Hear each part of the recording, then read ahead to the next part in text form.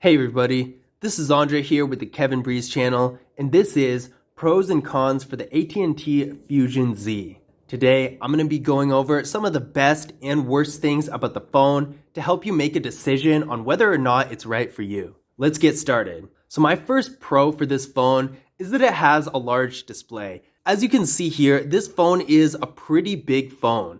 The phone has a 6-inch LCD display with a resolution of 720p, a PPI of 268, and an aspect ratio of 18:9. So definitely a good size for stuff like content consumption, reading, whatever you end up using the phone for. The screen is really gonna be big enough to handle it, and not only that, but it's not too big to the point where it's uncomfortable to carry in your pocket. It's still pretty mobile and pretty portable, so that's always good to have that balance there. Now, my first con for the phone is the camera. This camera is really not too good, pretty featureless.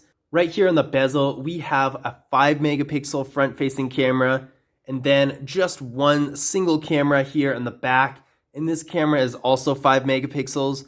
So this is really not very good quality. It's gonna be your typical phone quality camera here. This is a picture that was taken by the rear camera of the phone. And as you can probably see through this video, this is really not very good quality.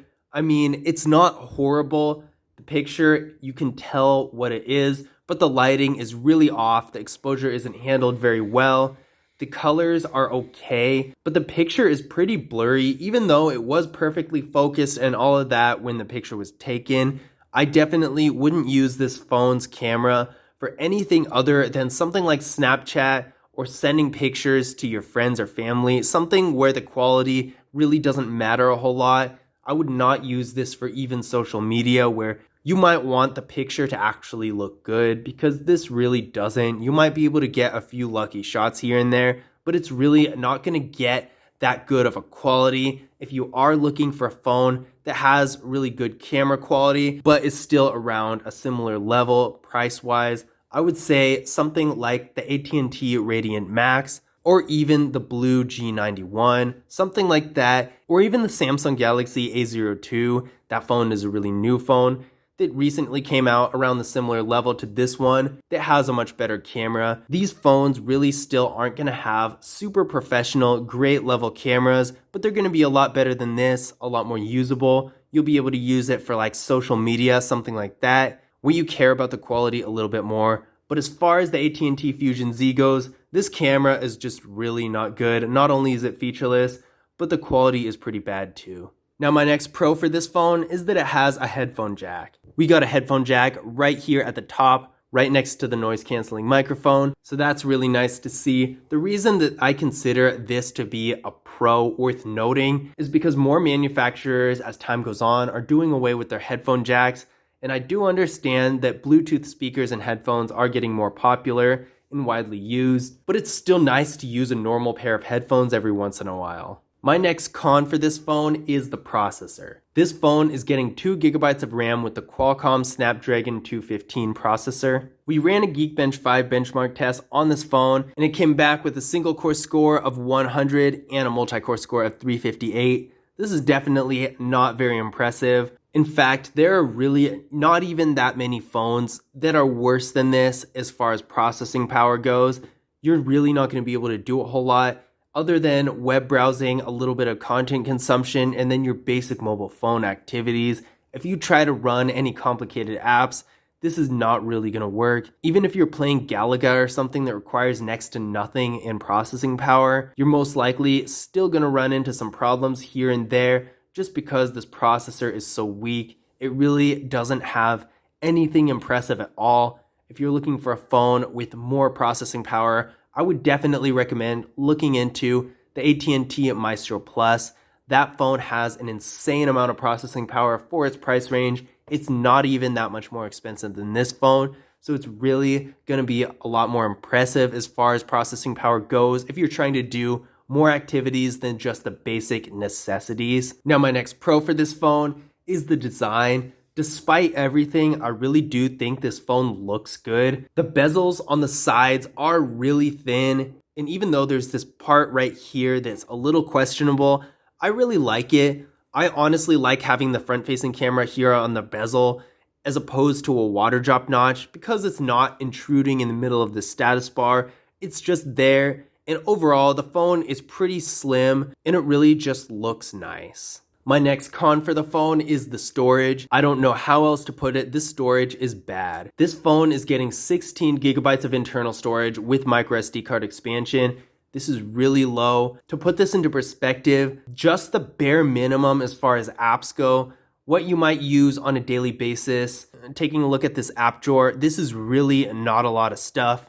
But we can see here, this takes up 3.1 gigabytes. Combined with the 3.9 gigabytes of system memory that you absolutely can't avoid having, you're left with 46% of the total storage being used. Now that is pretty bad. If you have a lot of photos and videos, then yeah, you can technically use a microSD card, but you can't run apps through that, and it's a little bit of a hassle to set up anyway, so it is better to have more storage on the phone itself. And if you have any decent amount of apps, you're gonna run out of space pretty quickly.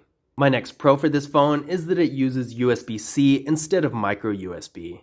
As you can see right here, there is a USB-C port right here next to the microphone, and that's really nice to have. A lot of these really low-end phones have micro USB instead of USB-C, and in this day and age, pretty much everything is using USB-C, so it makes it really annoying to use when it's micro USB. So having a USB-C port is gonna be quite a bit better. Now my next con for this phone is the material. This phone is made out of very cheap plastic, and despite the fact that it looks pretty good, it really feels so cheap. It feels really light, the parts just don't feel together, and perhaps one of the weirdest things about this phone's design is that the back comes off. Now just in case you're wondering, in order to change out the SIM card and add a microSD card, you do have to take the back off to reach this right here. But I don't like this at all. It feels so cheap. It just makes the phone look even lower end than it actually is.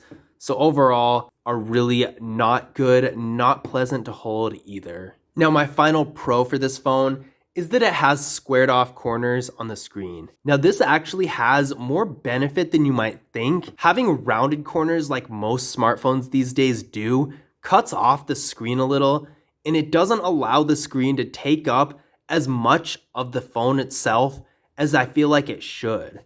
It looks a lot better in my opinion on the screen itself when the corners are square as opposed to rounded corners. To give you an idea of what this actually looks like in comparison, I have my iPhone right here, and as you can see, this phone really does have rounded corners that cut off the screen a little bit, whereas with the AT&T Fusion Z, the corners are square, and it really fills up the screen as much as it could. Now, obviously, the iPhone is a lot bigger than the AT&T Fusion Z screen-wise, but you can really see if the iPhone had those square corners that the AT&T Fusion Z does, it would actually make the screen look a lot more full. Now, my final con for this phone is a big one to me because this is pretty important. This phone has no fingerprint scanner or face unlock. Now, this means you're stuck using a PIN or a pattern or a password to unlock your phone, and I really don't like using any of that because I don't like to mess around with the screen when I'm opening my phone. I would rather just touch whatever spot I need to touch or use my face, whatever the situation may be. I absolutely can't stand typing something in or putting in some sort of weird code in order to unlock my phone. I just like to unlock my phone. And in this day and age, I really expect pretty much any smartphone on the market to have a fingerprint scanner or face unlock. Maybe not necessarily both, I do understand. Even the iPhone that's supposed to be one of the highest end flagship phones doesn't have a fingerprint scanner, which is annoying in itself, but to have nothing at all is even worse. But this is pros and cons for the AT&T Fusion Z. I hope you guys enjoyed the video and hopefully you learned something new that might help you make your decision on whether or not this phone is right for you. If you want to learn more about pricing and availability, be sure to check the link in the description because this info is always changing. And if you want to learn more about the phone itself, be sure to check out the full review of the phone on the channel. But as always, I'll see you guys in the next video.